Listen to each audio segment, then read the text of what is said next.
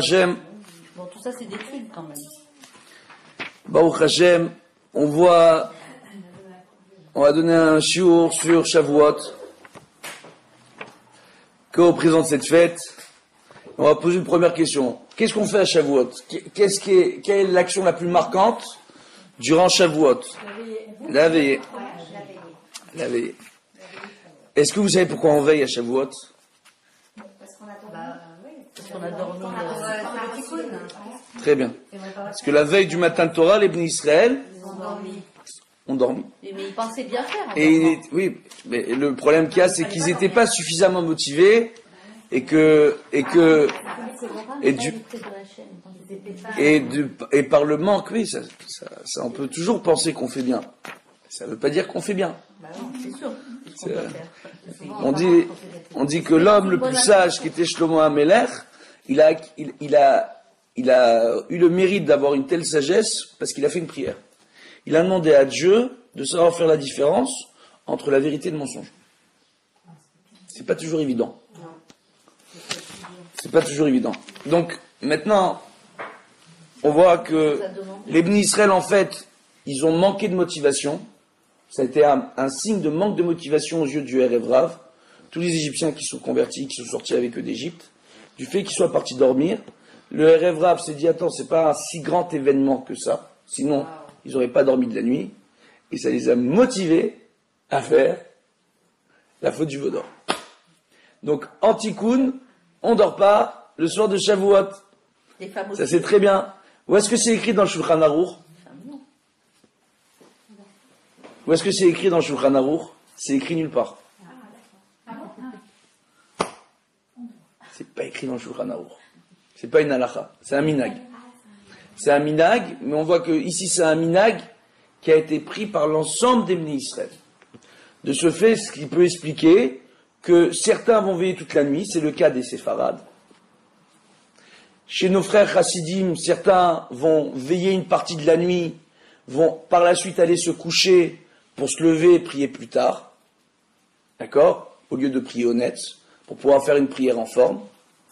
Ok? Donc on voit qu'il y a différentes coutumes qui se sont mises en place. On voit que chez les séfarades, on étudie un tikkun ce soir-là. Hein? C'est pas que Ruth, d'accord? C'est crier Moed. C'est très spécial. C'est un tikkun qui a une histoire très particulière et qui est très spéciale. Et en réalité, que font les séfarades d'El Kabbalah. Et on voit que, par contre, c'est un soir, on va tout étudier. On va étudier certaines Mishnayot, mais pas toutes les Mishnayot, et on évitera d'étudier de la Gemara. D'accord? Pour les séfarades. C'est la coutume Al Kabbalah. D'où on se repose, d'où ça nous vient? Ça nous vient d'il y a très longtemps, et c'est le Rida qui rapporte toutes ces règles-là. D'accord? Pourquoi? Pour que ce soir-là, le Talmud, qui représente la Midat Adin, entre guillemets, d'accord, soit, entre guillemets, apaisé par le fait qu'on va étudier que certaines Mishnayot. Il y a certaines Mishnayot qui ont été choisies pour l'étude de ce soir-là, d'accord, et pas étudier la Gemara. On va étudier beaucoup de Midrash, on va étudier des passages choisis dans la Torah, de chaque paracha, de chaque livre de la Torah, dans les Nevi'im, dans les Ketuvim. On va étudier le livre de Ruth, qui est très important, on va expliquer pourquoi. Ezrat Hashem, c'est très joli. Il y a beaucoup de choses qu'on étudie, Baruch Hashem, ce soir-là. D'accord? Et certains vont étudier les halachot du Rambam ou d'autres. Maintenant, pour quelqu'un pour qui c'est difficile de lire sans comprendre un tikkun, d'accord? C'est un peu compliqué. Il pourra étudier, si c'est un séfarade, la halacha, sans aucun problème. Maintenant, on voit que nos frères Ashkenaz, eux, vont étudier aussi la Gemara. Ils vont pas tenir compte des enseignements Al Pi Kabbalah. Et on va expliquer pourquoi. On va expliquer pourquoi. Parce que c'est un peu plus fort que ça. Ils vont pas forcément tenir compte.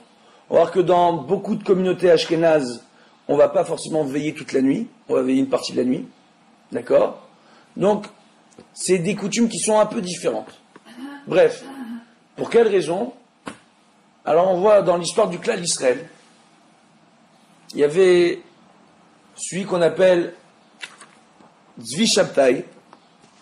D'accord? Je ne sais pas si vous avez entendu parler de l'histoire de ce monsieur. C'était un monsieur qui était un très grand sage, en Torah, quelqu'un de très chacham, et qui avait de très grandes connaissances en Kabbalah, dans le milieu ashkénaze. À un tel point que très vite, le bruit commençait à courir que ce serait peut-être le Messie. Ah, c'est celui qu'on appelle Shabbatai. Ouais. Donc, le Shatz, comme ça il l'appelle. D'accord? Et, en fait, ce monsieur, il avait de très grandes connaissances, il a commencé carrément à monter une secte.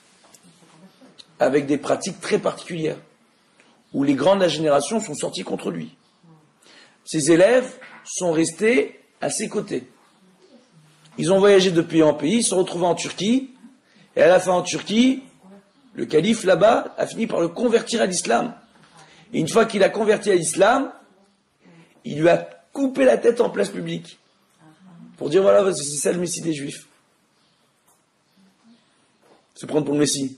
Vous savez, aujourd'hui, il y a ce qu'on appelle à Yerushalayim le syndrome du Messie. Il y a des gens qui sont persuadés. Non, je suis très sérieux. Parce que. Ouais, mais c'est pas qu'étudier, il y a le même problème en France aujourd'hui. Ah ouais, je vais vous expliquer pourquoi. Et il y a le même problème dans beaucoup de communautés. Il y a énormément de gens, lorsqu'ils font teshuva, d'accord, se disent que grâce à leur seul teshuva, ils vont ramener la Géoula. Ce qui est vrai en partie, ce qui n'est pas totalement juste. Pour quelle raison? On nous rapporte dans Masechet Brachot que lorsqu'une personne fait teshuva, elle rapproche ce monde de la Géoula. Mais de quelle Géoula on parle? On parle premièrement d'une délivrance personnelle. D'accord? Qui va rentrer dans l'ensemble de la délivrance globale de l'humanité. Mais c'est pas forcément une Géoula immédiate, c'est pas forcément Mashiach qui va venir le lendemain de la Teshuvah. Et après, on a l'autre phénomène dont on va parler, qui s'est beaucoup développé chez les Juifs d'Afrique du Nord et chez les Juifs séfarades en général.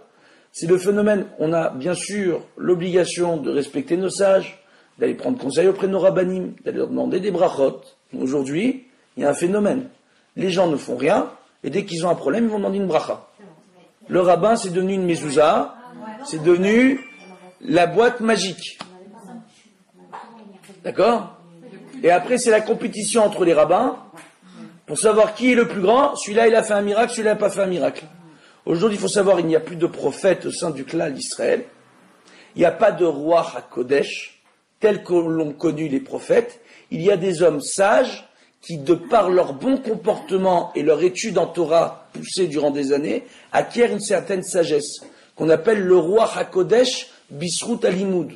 C'est une présence d'esprit et une force de réflexion grâce à l'étude de la Torah. Ça ne va pas plus loin que ça. Ils arrivent à ressentir certaines choses. Il n'y a pas de prophète dans notre génération.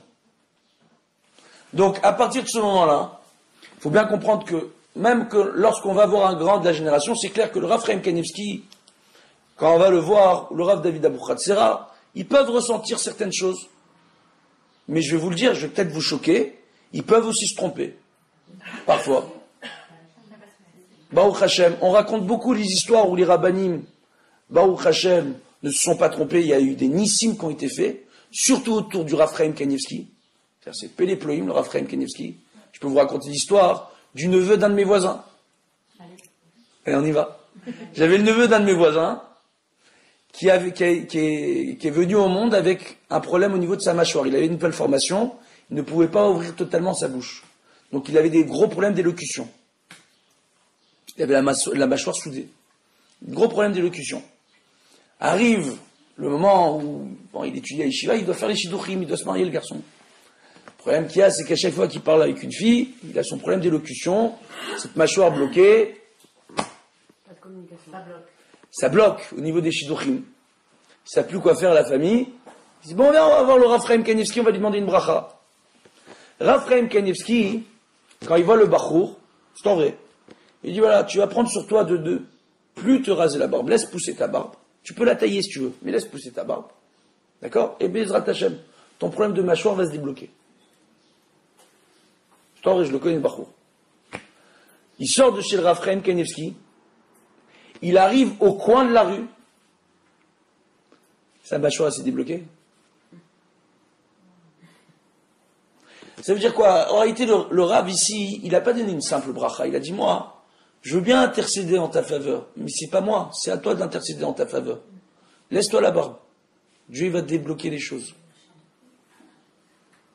Ça veut dire quoi en général? Ça je l'explique et je le réexplique. Demander la bracha à un raf, ça ne suffit pas. Ça ne peut qu'aider. Mais ce qui aide réellement, c'est la teshuva. Quand nous on fait un peu, ou beaucoup. Aujourd'hui, il y a des gens qui ne font rien, et qui, pour se donner bonne conscience, vont demander une bracha à un rave et vont lui donner la tzedaka. Ça ne suffit pas. Voilà. Et c'est dans l'intérêt des rabbanim de ne pas entretenir ça. J'allais dire, Alors, alors maintenant, c'est dans l'intérêt, mais les rabbanim n'entretiennent pas ça, non? Moi, je crois pas. C'est-à-dire Des coutumes chez les Ashkénazes, la coutume c'était tout ce que faisait le rave. Il y avait le culte du rave. Ah non, mais c'est pas une culture. Excusez-moi, madame, je vais vous corriger, c'est pas une culture ashkénaze, c'est pas une coutume. C'est comme ça. Il y a un rave, il est à la tête de la communauté, on écoute le rave, quelle que soit la communauté. Oui. Et il n'y avait pas ce culte du rave. Le rave s'asseyait avec ma grand-mère, à côté de ma grand-mère, et il discutait avec elle. Ok. Alors non. Il y avait pas la même approche pédagogique. Voilà, c'est ça. Mais il y avait le même respect. Le respect. Je suis désolé de vous dire comme ça. C'était pas la même approche pédagogique. Non, c'est pas ça que je dis. C'est juste qu'il n'y avait pas cette distance entre le rave. Donc, Le rave n'était pas on quelqu'un parle de pas de divin. divination. Chazvé shalom. On parle pas de divination. Chazvé shalom. On parle pas de Les divination. gens qui demandent des Les rabbanim ashkenazim, chazvé shalom, ils parlent pas de divination. Allez voir un gdol ador aujourd'hui ashkenaz. Je sais. D'accord? Non, mais On parle pas. Non, je comprends ce que vous voulez dire, mais ça faisait partie de leur... je vais vous expliquer. On est en train de partir dans tous les sens. D'accord. D'accord? Mais c'est pas pour quand on demande une bracha à un rabbin, c'est parce que, enfin moi je pense, comme le rabbin il est plus proche de Hachem, de par sa... Oui, mais c'est ce qu'on est en train de dire. C'est bien de demander la bracha au rave. On n'a pas dit de demander pas de brachot. C'est bien de demander la bracha à un rave, mais la bracha elle doit être accompagnée par un travail personnel. Ça suffit pas. Aujourd'hui, il y a des gens qui ne fournissent aucun travail personnel, qui vont voir des rabbanim. D'accord? À l'Akba Omer, les gens ont acheté des bougies, par le srout des rabbanim que tous leurs problèmes se règlent. Et ils rentrent à la maison, ils vont rien faire pour que les problèmes se règlent. C'est pas comme ça. On peut acheter la bougie à l'Akba Omer par le srout de Rabbi Meir Balanès, ou de Rabbi Shimon Bar Yochai, ou de Rabbi Akiva, de qui vous voulez. D'accord? Mais à la maison, quand on rentre, il faut faire ce qu'il faut pour régler le problème. Par le srout des tzadikim, ça va nous aider. On peut demander la bracha à un rave. Il faut régler le problème. C'est pas comme ça, c'est pas par coup de baguette magique. Quand on entend des miracles dans les hôpitaux de personnes malades qui ont guéri parce qu'ils ont demandé la bracha à un rave, on oublie de dire que les personnes sont dans un milieu hospitalier, elles sont traitées, il y a un traitement, il y a des médicaments, il y a des médecins, il y a des opérations, et la bracha est venue à rajouter à tout ça. Ils oublient. Donc il faut bien comprendre. Donc il y a un travail qu'on doit faire, et comme le Talmud nous dit, on a des lois de la nature que Dieu nous a données, et on n'a pas le droit de se reposer sur des miracles. D'accord? De ne rien faire et de demander une bracha, c'est on a la limite de demander un miracle, et d'attendre un miracle. Alors que d'aller demander la bracha au tzaddik, et de faire ce qu'il faut en parallèle, ça peut qu'aider. Alors, on voit, il y a une petite phrase que disent tous les rabbanim quand ils font une bracha. Atzlacha rabba bechol ma'aseh yedechem. Que vous allez réussir dans tout ce que vous allez faire avec vos mains. Vous allez faire. Et vous allez réussir. Faites. Donc voilà. Donc, on voit quoi? On voit en réalité que, à Shavuot, justement, c'est une fête qui est appelée comme Pessah, Chag Cheutenu. La fête de notre liberté. D'accord? Alors c'est très particulier dans le Midrash. Pourquoi on l'appelle comme ça? On dit Altikra Cheutenu et la Charutenu. Qui veut dire la fête où on se fait graver. Qu'est-ce qu'on se fait graver? On se fait graver la Torah dans notre chair. En réalité, on nous rapporte comme ça. Je l'ai expliqué hier soir dans un shiur, je vais le réexpliquer ici. Dommage, l'enregistrement, je ne vais pas pouvoir l'utiliser, c'est pas grave. On voit quoi? On voit que lorsqu'on sort un Sefer Torah à la synagogue, on voit qu'on sort le Sefer Torah, on va d'abord marcher avec le Sefer Torah. On va faire le tour de l'office, entre guillemets, pour venir le lire le plus rapidement possible. Après, au moment où on va ramener le Sefer Torah, on ne veut pas quitter la Torah trop vite. Donc on va faire un plus grand tour normalement. Donc un petit tour pour lire le plus vite la Torah, et un grand tour quand on a terminé de lire la Torah. Il y a la Hagba. La Hagba, on soulève le Sefer Torah. Alors, dans les communautés séfarades, on a pour coutume de soulever la Torah avant la lecture de la Torah, et dans d'autres communautés, c'est après la lecture de la Torah. Pourquoi on fait tout ça? Mieux que ça, quand le Sefer Torah il est sur les Etzraïm, sur les bâtons en bois, il n'est pas dans un boîtier. Au moment où on fait la bracha, on tient les bâtons et on soulève un peu le Sefer Torah. Et s'il est dans un boîtier, alors on met un foulard, mais on attrape le Sefer Torah par le haut, par le bas, pour le côté, on le touche, on l'attrape pour faire la bracha. Pour quelle raison toutes ces pratiques? Vous savez ou vous savez pas? C'est lié au Beth Amikdash, Non. C'est bon? C'est très sympa.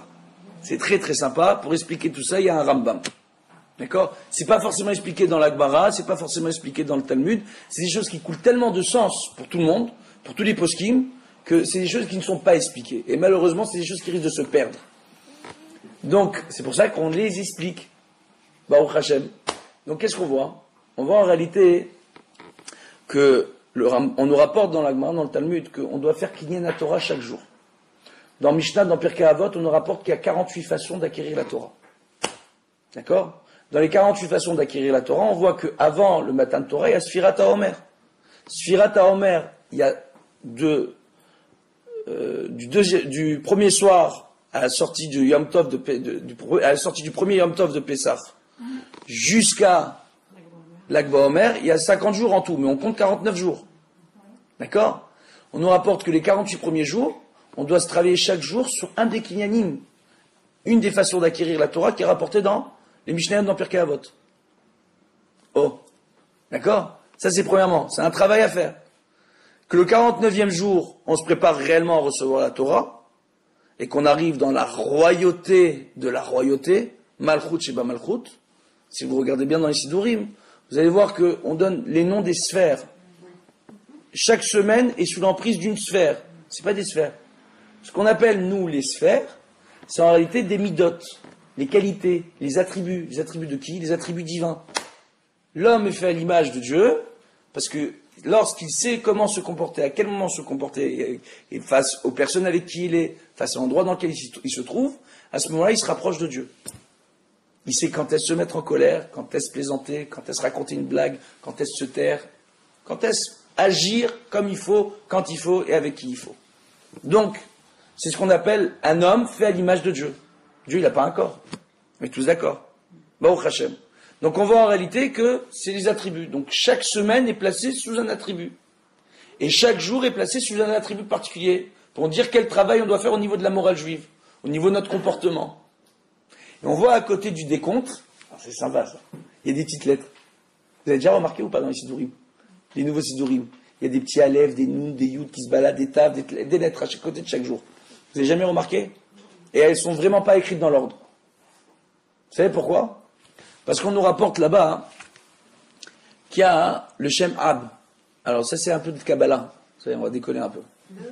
Ça je vais me lâcher. Alors, le Shem Ab, c'est quoi le Shem Ab? C'est un nom qui a en général une valeur numérique de 72. D'accord? C'est pour ça qu'il s'appelle Ab, qui est la valeur numérique Ain Bet, c'est 72. Ça passe 72 lettres. D'accord? Et parmi les Shem Ab, il y en a un qui est connu, on l'appelle le Shem Meforash. Le fameux nom, d'accord, que secret d'Akadosh Baruch Hu, qui sera redévoilé au moment de la venue messianique, au grand public. Je dis bien au grand public, parce que le Shem Meforash, les vrais rabbanim et les vrais kabbalistes, les vrais, ils le connaissent. On en parle dans les Sfarim de Kabbalah. D'accord? Maintenant, c'est un nom qui n'a pas le droit d'être utilisé, parce que, un, on n'a pas le niveau de le faire. Et deux, il y a, comment on a dit, il y aura toujours un retour de bâton pour celui qui essaiera d'utiliser de tels noms. Le Maracha est utilisé par rapport, c'est ça? Par rapport au golem, non? Alors, le Maral de Prague ou le golem de Chelem, que lui, il y a beaucoup de témoignages, même historiques chez les non-juifs. Il y a bien eu un golem à Chelem. Le golem de Prague, on n'a pas trop de traces, alors que le golem de Chelem, d'accord, qui était en Lituanie, une des grandes villes. D'accord? Il faut savoir qu'il y a des preuves et des témoignages qu'il y avait ce golem. Donc c'est des noms qui étaient utilisés, des noms très particuliers. Maintenant, qu'est-ce qu'on voit? On voit que dans la Sfirat HaOmer, il y a un grand secret. Il y a toute la base du Shem Ab de la période du Homer. Il faut savoir que dans chaque misva que l'on fait, dans chaque prière que l'on fait, dans chaque action que l'on mène, il y a des noms de Dieu qui sont cachés dans la misva, dans la bracha, dans la tfila qu'on fait, mais même parfois dans une misva, à travers l'action qu'on fait. D'accord? Et le niveau, on arrive à un niveau très grand, supérieur, qui est le Shem Ab, qui nous relie dans l'Amida à la plus grande miséricorde divine. Et c'est marrant parce que Chesed, la valeur numérique, c'est 72 aussi. C'est intéressant. Donc maintenant, par rapport à ça, je sais que ça plaît ces trucs-là. Alors, par rapport à ça, vous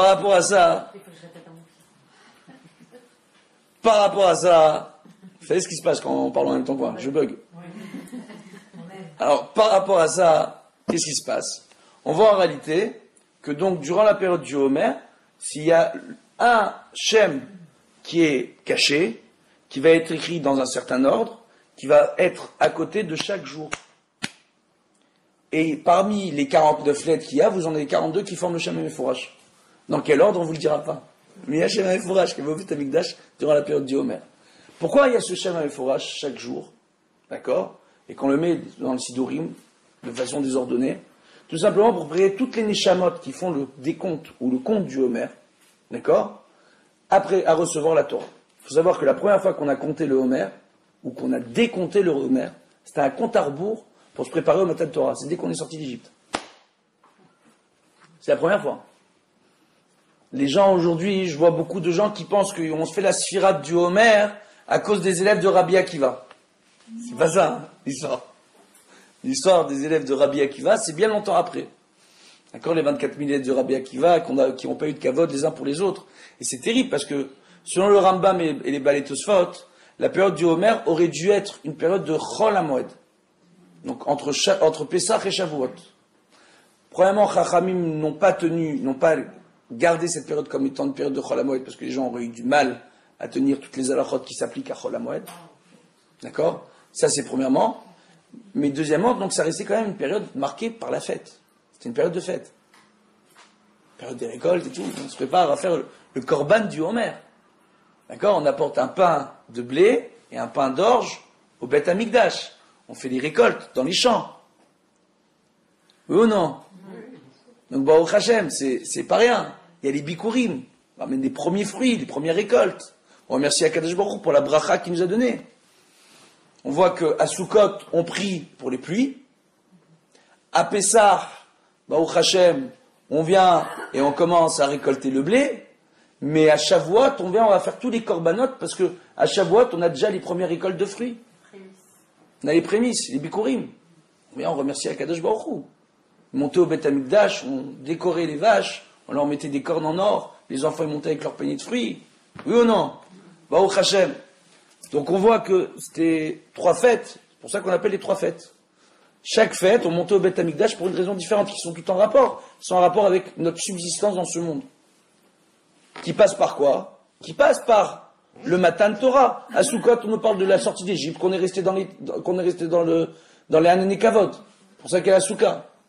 À Pessah, c'est la sortie d'Égypte avec le Korban Pessah. Et à Shavuot, on nous parle de quoi? Donc première fête, c'est Pessah, après c'est Shavuot, et après on va prier pour les pluies. Pour Avot, Pessah, Shavuot. C'est toujours un cercle. Maintenant, qu'est-ce qu'on voit par rapport à ça? On voit donc que c'est pour préparer les Neshama, quoi, au Matan Torah. Le Rambam, qu'est-ce qu'il rapporte? Il rapporte qu'un juif, chaque jour, il doit faire le Kinyan à Torah. Que les 48 Kinyanim de la Torah, c'est pas uniquement durant la période du Homer, et c'est pas uniquement à Shavuot. C'est chaque jour. De ce fait, à chaque fois qu'on sort la Torah, on va faire différents Kinyanim. Quand on rapporte dans le Talmud, dans la Gemara, d'accord? Pour celles qui ont eu des enfants, des fils qui ont étudié Baba Kama, Baba Metzia, Baba Batra, on voit quoi dans Baba Kama? On voit qu'une façon de faire un Kinyan d'un objet, c'est soit de le traîner, soit de le prendre et de marcher avec. Donc le Sefer Torah, on le prend et on marche avec. C'est un premier Kinyan. de prendre l'objet et de le soulever. On fait la Hagba, c'est encore un kinyan. De prendre l'objet et de l'utiliser. On vient, on prend le Sefer Torah, on fait la bracha, on attrape le Sefer Torah, on soulève les bâtons. Tout ça, c'est des kinyanim. La personne qui prend le Sefer Torah pour marcher avec fait le tour de l'assistance, parce qu'il est en train de faire le kinyan pour l'ensemble de l'assistance. La personne qui fait la Hagba, qui montre la Torah à tout le monde, c'est pour qu'on voit où est-ce qu'on va lire. Très bien, mais qu'on comprenne quelle est la partie de la Torah qu'on va acquérir en ce jour. Quelle est l'étude qu'on doit comprendre en ce jour. À un tel point que les hommes, veille de Shabbat ou veille de fête, doivent faire al-pi halacha, shne mikra ve'echad tagrum. Ils doivent lire 2 fois la paracha et 1 fois la traduction, pour être sûr de comprendre le sens de la paracha. À un tel point qu'un monsieur qui ne comprend pas l'hébreu pourra lire le passage en hébreu et lire dans une langue qu'il comprend.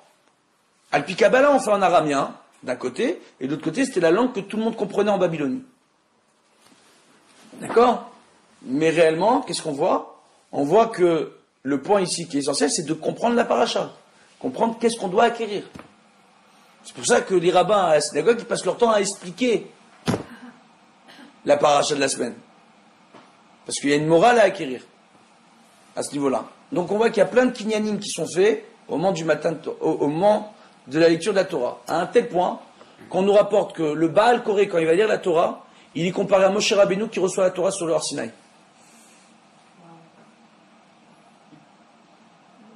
Ça devrait mettre la pression normalement. C'est pour vous expliquer. C'est pas quelque chose de pachout. C'est pour ça qu'il y a tous ces kinyanim là. Alors, chez nos frères Ashkenaz, comme on fait la halacha avant, on marche avec le Sefer Torah, ils n'estiment pas qu'on a besoin de faire un kinyan tout de suite après. Et à la fin, il faut rappeler quand même. Donc on fait le kinyan à la fin. Mais le Kabbalah, on doit faire avant. D'accord ? Donc les séfarades font beaucoup de choses à Kabbalah. Les Ashkenaz, non. Pourquoi les Ashkenaz ne font pas ? On en rapporte. Kriye Moed, la lecture qu'on fait le soir de la veillée de Shavuot. Vous avez vu comment ça s'emboîte maintenant ? Baruch Hashem. Donc Kriye Moed, la lecture qu'on fait le soir de Shavuot, il y a une bonne partie de ce tikkun qui a été rédigé par Shabtai Zvi. Entendez bien. Il y a des prières que l'on dit au moment de l'ouverture du Sefer Torah à Rosh Hashanah et Kippour. Il y a des prières que l'on récite, nous, chez les séfarades, qui ont été rédigées par ce monsieur. Les rabbanim ont estimé que ce monsieur, avant de sortir du derer, quand il était jeune, il a fait ce seder, ses tikkunim, etc. Il se reposait sur des enseignements de grands maîtres bien avant lui pour faire ce qu'il a fait. D'accord ? Donc, Baruch Hashem, il n'y a pas de raison d'annuler ces choses-là. Nos frères Ashkenaz qui ont été marqués dans leur chair, il faut savoir que pendant près d'une centaine d'années après Zvi Shabtai, il y avait encore des sectes qui étaient en adoration de cet homme, à un tel point qu'il y a eu le fils d'un grand de la génération, 20 ans plus tard. Il s'est retrouvé dans une synagogue, et à la fin de la prière, ils ont dit Yechi Adonenu Morenu Verabenu. Zvi Shabtai, Melech HaMashiach. Ce qu'ils disaient, c'est l'habitude qu'ils avaient. Je compare à personne d'autre. Je fais allusion à personne, Chas v'Shalom. D'accord ? Qu'est-ce qui s'est passé ? Il a dit, mais attendez, vous ne pouvez pas l'adorer, ce monsieur. Il s'est fait convertir à l'islam, il s'est fait décapiter. Il y a un monsieur dans l'assistance qui a pris un chandelier, qui a frappé sur la tête de cet enfant. Et qui l'a tué. 20 ans plus tard. Il faut comprendre ce qui s'est passé. Raison pour laquelle nos frères Ashkenaz ont estimé qu'un homme ne pourra étudier la Kabbalah que passé un certain âge, en étant marié et bien marié, et en ayant eu des garçons et des filles. En ayant été capable d'élever des garçons et des filles. Sinon, il n'étudie pas la Kabbalah. Sinon, il n'est pas reposé dans sa tête. Parce que tout le problème de Zvi Shabtai, c'est que son cerveau, il n'était pas au bon endroit. D'accord ? Il a eu beaucoup de tentations, ce monsieur. Baruch Hashem, excusez-moi, c'est un lapsus, pas du tout Baruch Hashem, malheureusement. Il a eu énormément de tentations, ce monsieur. Et c'est ces tentations qui l'ont perdu, malheureusement, et qui ont fait avec lui perdre énormément de gens. Donc il faut bien comprendre, donc de ce fait les Ashkénazes ne font pas le seder de Kriye Moed, de ce fait les Ashkénazes ne vont pas veiller toute la soirée de Shavuot, comme les séfarades, à cause de ça. On essaie d'expliquer, parce qu'il y a des midrashim qui rapportent que c'est bien de le faire.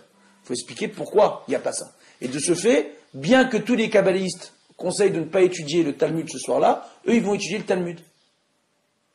D'accord ? Pourquoi ? Pour ne pas que les gens se rapprochent des études de Shabtai Zvi.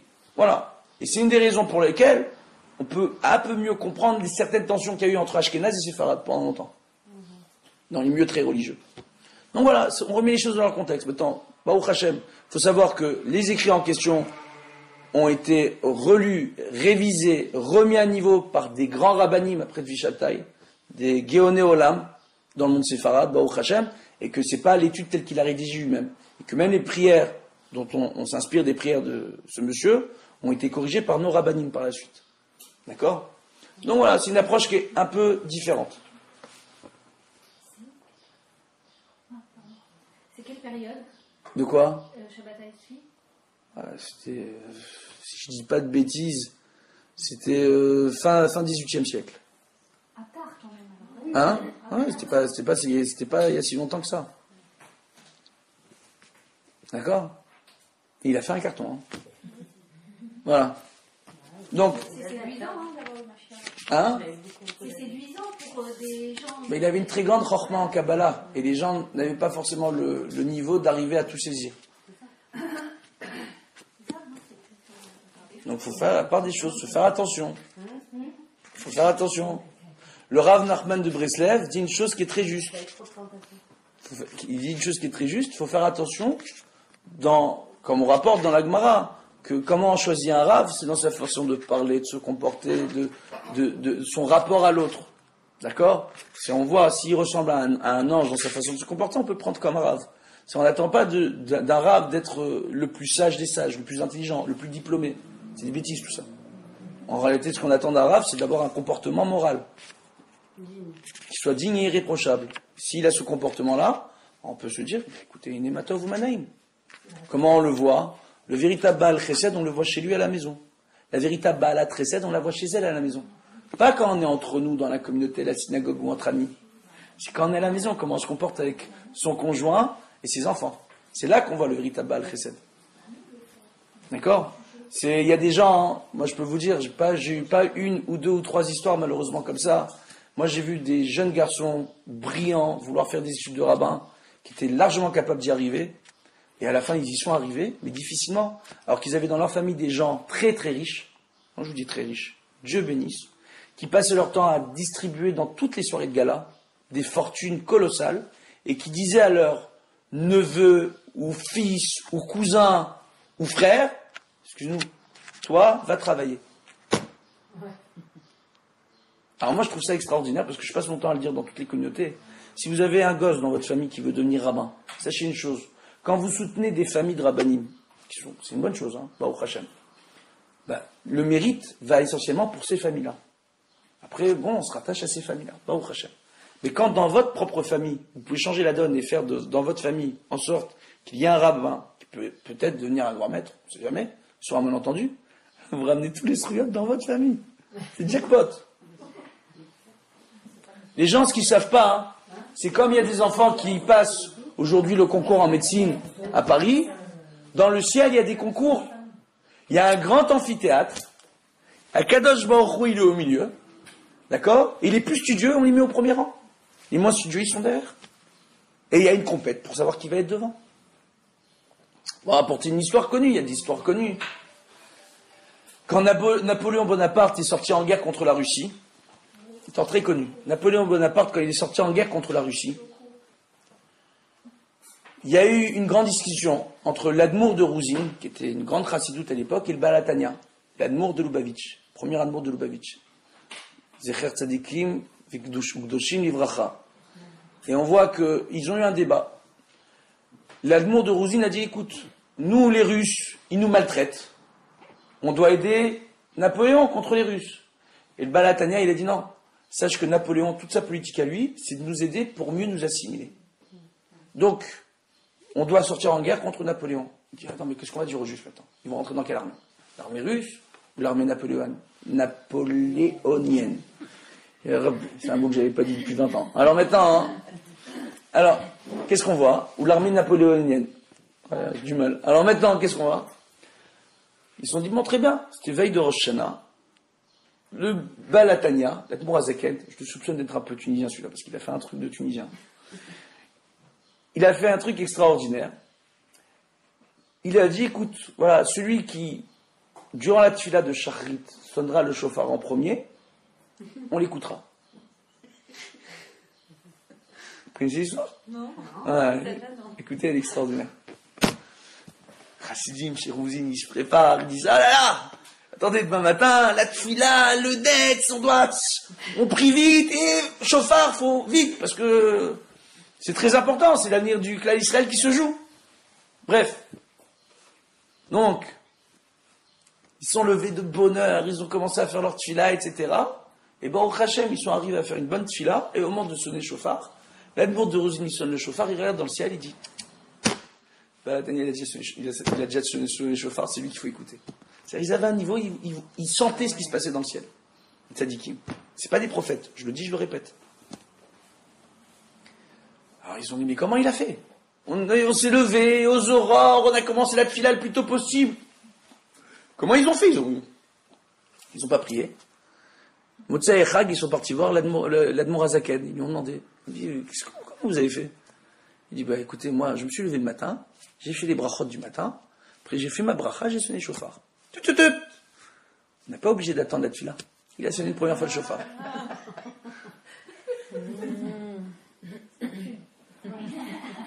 Oui, c'est un truc de thune, ça. Donc maintenant, c'est peut-être pour ça qu'il y a autant de Tunisiens qui sont devenus Chabad. Maintenant, qu'est-ce qu'on voit? On voit comme ça. Donc on voit parfois, on comprend parfois que il y a une compétition entre les rabbanim, entre les Gdolé Hador, pour savoir quelle direction va prendre le clan d'Israël. C'est-à-dire, des fois, vous vous rendez même pas compte des décisions qui se prennent dans le ciel par rapport à certaines actions menées ou non par les rabbanim. Donc, de ce fait, qu'est-ce qu'on voit? On voit qu'à partir du moment-là, que même cette compétition, elle existe entre les familles. Alors, s'il y en a un dans votre famille qui veut devenir un Talmid Chacham, c'est quoi le mieux? De soutenir les autres familles ou de soutenir votre famille? À votre avis, il y aura plus de scruot comment? Et voilà. Welcome. Alors maintenant, vous vous souviendrez tout, si vous avez des enfants, des petits-enfants qui vont rentrer à Yeshiva. Les rattacher. Donc, qu'est-ce qu'on voit? On voit par rapport à ça, quoi? On voit que, Baruch Hashem, donc, il y a tout un Enyan autour du Kinyan de la Torah, et c'est autour de Shavuot. Shavuot, c'est quand on va renouveler notre alliance avec Akadosh Baruch Hu. Il y a un midrash qui est connu, qui rapporte que Dieu était le mari, le Ham Israël c'était la femme, et il y a eu un mariage, la Ketouba c'est la Torah. Ah, c'est yafé. Mais dans Shir HaShirim, Dieu c'est la femme, et le clan Israël c'est l'homme. Oh! C'est quoi cette histoire? C'est une drôle de mœurs, non? Alors on voit par rapport à ça, il faut bien comprendre. En réalité, ici il y a un point qui est essentiel, qu'il faut comprendre. C'est que ce rapport entre Dieu et le clan d'Israël est très spécial. Dans le Zohar, on nous rapporte que la Torah, le clan d'Israël et la terre d'Israël ne forment qu'un. Excusez-moi, non. La Torah, Israël et Dieu ne forment qu'un. Mechila. D'accord? Ne forment qu'un. C'est quand les bénis Israël font la Torah, ils arrivent à former plus qu'un avec Dieu parce qu'ils se comportent, ils se rapprochent de Dieu. Ils sont à l'image de Dieu. Ils savent comment se comporter à quel moment, comme j'ai dit au début. En réalité. Baruch Hashem. Le jour de Shavuot, on renouvelle cette alliance. C'est pas un kinyan qu'on fait. On renouvelle l'alliance d'année en année. Et on remercie Akadosh Baruch Hu. On lui apporte le korban du Homer, le pain d'orge et le pain de blé. La lecture de Ruth, elle récolte où? Où est-ce qu'elle va prendre la tzedaka, Ruth? Dans les champs de blé. Oui ou non? Eh ouais. Elle va préparer du pain pour Boaz. Elle va lutter pour se rapprocher et pour rester dans le clan d'Israël. Ruth à Moabite, c'était la fille du roi des Philistins. C'était une princesse. Elle a tout abandonné pour rester avec sa belle-mère Naomi, dans la misère la plus totale. Elle va lutter pour pouvoir avoir le droit de donner une descendance à sa famille, à son mari, à son beau-père, à sa belle-mère, avec Boaz. Avec Boaz. D'accord? Et quand ils vont aller ensemble, Boaz va mourir le soir même. Il va avoir une descendance, et ça va être la grand-mère de David Améler. L'arrière-grand-mère. L'arrière-grand-mère de David Améler. David Améler va sortir d'elle. Pourquoi on lit cette histoire le soir de Shavuot? Pour nous rappeler deux choses. Un, qu'est-ce qui fait de nous un juif? Ruth, c'est une Goya, qui s'est convertie, qui a lutté, qui a renoncé à tout pour la Torah. Qu'est-ce qui a fait d'elle une juive, mère et ancêtre de David Amelech? Et on dit que Mashiach va sortir de David.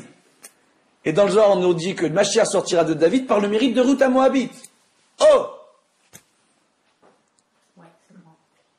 On aurait pu dire, David Amelech, il sort de Caleb et Myriam. C'est pas rien, Caleb Ben Yefouné, chef de la tribu d'Yehuda. Et Myriam, la sœur de Moshe Rabbeinu, quand même, ils ont un grand mérite. Non, on ne dit pas Mashiach par leur mérite à eux. Ruth à Moabite. Sort de Shavuot, Ruth à Moabite. Pour quelle raison? Simplement parce qu'ici, on nous rapporte quoi? Quand elle vient et qu'elle ramène du pain à Boaz, c'est comme si elle ramène du pain au Beth Amikdash. Elle demande la clémence à Akadosh Baruch Hu, pour avoir le mérite de donner une descendance kshera dans le Derech HaTorah. Elle fait kinyan à Torah. Elle va dans les champs de blé. Elle a pu se nourrir de la tzedaka grâce à ça. Du leket. Vous savez c'est quoi le leket? Il y a... C'est les glanés, exactement. C'est les petits bouts de... C'est quand on vient et qu'on suit la moisson au moment de la récolte, il y a 3 brins de blé qui tombent, elle peut prendre le 3e. 1 sur 3. Et c'est comme ça qu'elle a vécu. De la tzedaka. Faut arriver à comprendre. Baruch Hashem. Donc, et on voit que c'est ce qu'on nous rapporte, ce qu'on nous dit de lire le soir de Shavuot. Pourquoi? C'est les femmes qui sont mises à l'honneur le soir de Shavuot. Enfin, c'est pas les femmes qui veillent. On nous marque que le kinyan à Torah passe par la femme. Pourquoi? Qu'est-ce qu'on nous dit au mois de Nissan? C'est au mois de Nissan on a été libéré par le mérite des mères d'Israël, et c'est au mois de Nissan qu'on sera libéré par le mérite des mères d'Israël. C'est sur votre tête. Oui, mesdames. Donc par rapport à ça, on voit quoi? On voit c'est dans votre façon à vous de faire le kinyan. On voit dans tous les foyers aujourd'hui que quand la femme décide de faire le kinyan à Torah, le mari, dans la majeure partie des cas, il suit.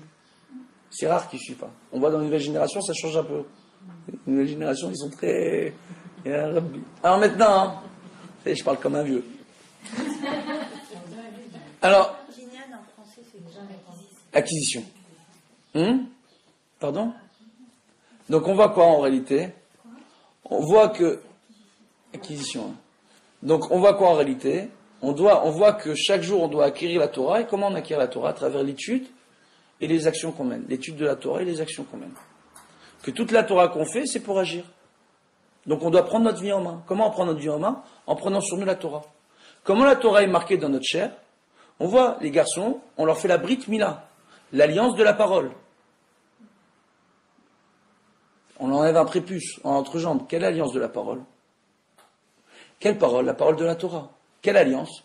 Qu'avec la Torah, une des raisons pour lesquelles on fait la Brit Mila, c'est que pour que la personne comprenne que à ce niveau-là, qui est la source de tentation la plus grande pour l'humanité aujourd'hui, c'est une chose qu'il faut savoir, c'est la source de tentation la plus grande, qui amène vers les plus grandes perversions dans ce monde, et vers les plus grandes dérives, Chas Shalom. Il y a des enfants qui sont maltraités dans le monde, de façon horrible.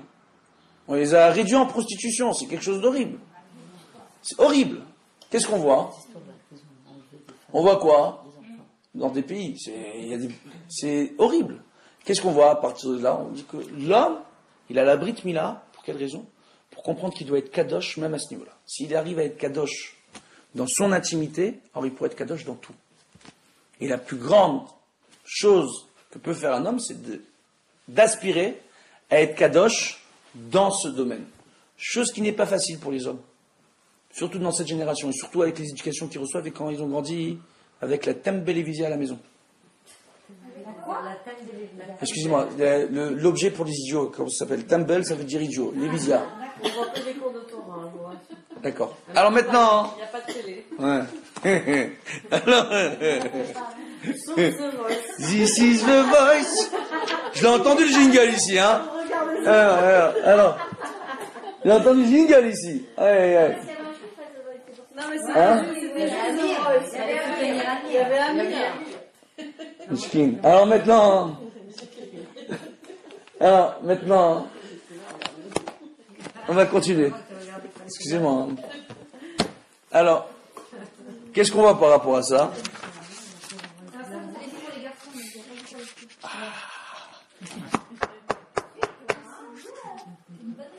Ça arrive. Qu'est-ce qu'on dit? On dit que pour l'homme, ça passe par la Brit Mila, pour qu'il se travaille au niveau de sa pudeur, au niveau de son intimité. La femme n'a pas les mêmes tentations que l'homme, elle ne fonctionne pas de la même manière, normalement. Donc, de ce fait, la femme, comment elle va sceller l'alliance avec Dieu dans sa chair? À travers les lois de la tsniout, qui sont plus importantes pour la femme que pour l'homme. Oh, et il y a un midrash qui rapporte que chaque perle de sueur des mères d'Israël sont récupérées par Dieu pour former le tal, comment ça s'appelle? La rosée que Dieu fera tomber dans ce monde pour amener les morts à la vie au moment de la venue messianique. Il y a chaque goutte de sueur dans un grand coupe dans le ciel. Vous voyez, c'est quoi? Oui. C'est le Chazanish qui rapporte le midrash. Au nom du midrash. C'est un Chazanish qui rapporte ça dans son livre sur la loi de la Tzniut, mais c'est un midrash connu. Que chaque perle de sueur, je dicte, c'est la dictée magique.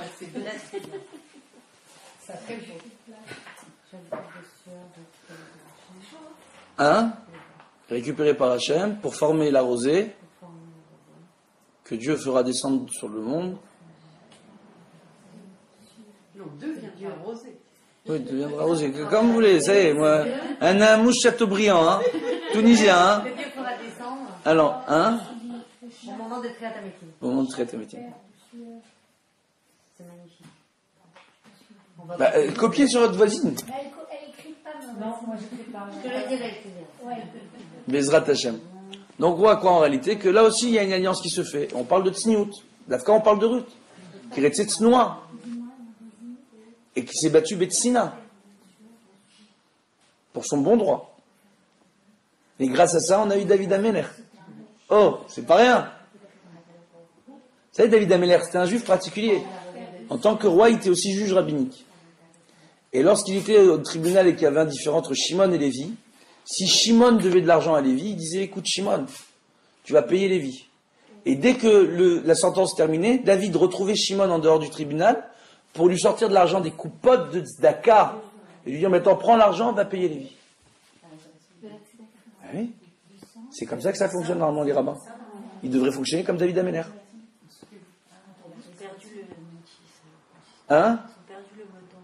On parle de personne.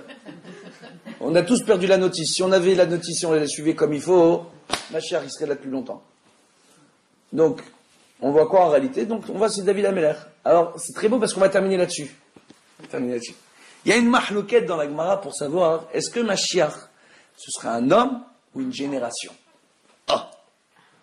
Est-ce qu'on attend un Superman? Ou est-ce que c'est toute la génération qui va devenir des Supermen? Vous avez vu en anglais comment je conjugue bien? Alors maintenant, qu'est-ce qu'on voit? On voit par rapport à ça, en réalité, que ce qu'il faut comprendre, on dit que c'est Dom Arachiar, c'est la génération de David Améler.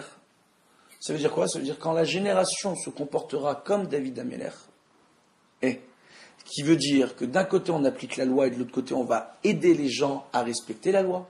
Donc si on a un monsieur qui n'a pas d'argent, par exemple, mais qui doit de l'argent à Shimon, on va l'aider à rembourser Shimon en prenant de l'argent de la tzedaka. Si on a une femme qui doit recevoir son guet, mais qui n'a pas l'argent pour payer le guet, on va prendre l'argent des coupottes de tzedaka pour l'aider à payer son guet, qu'elle puisse recevoir son guet, comme on a expliqué tout à l'heure. Donc, toutes ces choses-là, quand les gens commenceront à se comporter comme David Améler, Mashiach va venir. Et là, il y a du boulot. Donc, Bezrat Hashem. Donc, c'est ça en réalité. C'est ça qu'on nous dit, c'est une génération. Après, on dit, bien sûr qu'il y aura un homme qui viendra et qui sera prophète. Il en faudra. Mais pour que l'homme vienne, c'est pas que Mashiach ben David. C'est Dor ben David en réalité. C'est pas que le Mashiach doit être fils de David. Ça veut dire pas, il ne doit pas être forcément affilié à David Améler uniquement. C'est la génération qui se comportera comme David Améler. C'est-à-dire, on voit ici, écoutez bien, on parle le Kisei HaKavod, le trône divin. Il a 4 pieds. C'est qui les 3 premiers pieds? Avraham, Yitzhak, Yaakov. Le 4e pied. Je comprends pas. Il y a Yosef Hatzadik, il y a Yehuda. Ça manquait pas quand même. Shmuel Hanavi, Moshe Rabbeinu, il est pas mal. Après, je vous dirai où est-ce qu'il est. C'est le 4e pied. Moshe Rabbeinu, c'est le dossier d'Akadosh Baruch Hu. là où il repose, entre guillemets, sa tête. Il est au top. C'est David Améler. Ça renvoie quoi en réalité? On voit que... Pourquoi on les compare à des pieds? C'est des pieds. Tout ce qu'ils ont fait, c'est pour atterrir en chaise à la fin. C'est le socle, c'est la base. On doit apprendre de la façon dont se sont comportés Avraham, Yitzhak et Yaakov et David Améler pour pouvoir amener la Géoula. C'est aussi simple que ça. Comme les 4 T, quoi. Ouais. Oui. Donc on étudie d'abord l'histoire d'Avraham, après l'histoire d'Yitzhak, après l'histoire de Yaakov, et après l'histoire de David. Après ça va donner... David, c'est un homme qui a été persécuté, on a mal parlé de lui, il s'en est pas pris à ses persécuteurs. Il a pris à Kadosh Baruch Hu. Je vous assure, aujourd'hui, bon, malheureusement, les gens parlent mal les uns des autres. Les gens parlent mal les uns des autres, qu'est-ce qu'on peut y faire? D'accord? Et des fois, ça arrive qu'on parle mal de gens, très bien. On doit rentrer dans la discussion quand il y a des gens qui parlent mal. On fait comme ça. Je sais pas, il y a une halakha qui dit que, il faut pas être mékabel, on ne doit pas croire ou recevoir la shonara. Et deuxièmement, on ne fera la remarque à des gens qui seront disposés à s'arrêter. Si en leur parlant, ils vont s'exciter, on les laisse. À côté potrine, celui qui faute, on le laisse fauter. Donc on rentre pas dans le débat, on s'en fout. C'est Julien Jules. Parce que de toute manière, ça ne cessera pas. Donc il faut arrêter. Non, mais si tu vois Moi, que je pense- quelqu'un... et si on ne proteste pas, c'est pas considéré comme une faute de ne pas protester quand quelqu'un dit du mal De qui? de personnes comme ça. De personnes. D'un rave, d'un tzaddik, etc. Si, alors, De nous-mêmes, par exemple. Non, On sait pas que d'un rap, des gens- pas de nous-mêmes. tout dépend de la personne qu'on a en face de nous. Si les gens qu'on a en face de nous, on les connaît, et on sait que c'est des gens qui ne vont pas écouter, et qui vont s'exciter, qui vont s'énerver, et qui vont en rajouter, ça sert à rien.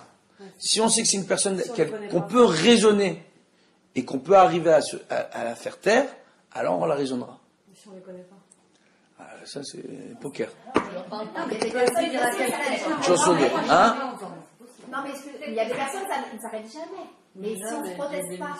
Oui, parce que si on ne proteste pas, c'est comme On peut dire un Ilom Kabel, j'ai pas le droit de croire, un Ilom Kabel. Voilà, restez entre vous, un Ilom Kabel. Ça, on le fait. D'accord? Un Ilom et Kabelet. On dit pas la Shonara, parce que c'est le mot qui les excite. Ilom Kabel, Ilom Kabel. Je reçois pas, voilà. Laissez-moi tranquille. Ça suffit. Parfois, ça sert à rien de vouloir prendre la défense. Comprenez?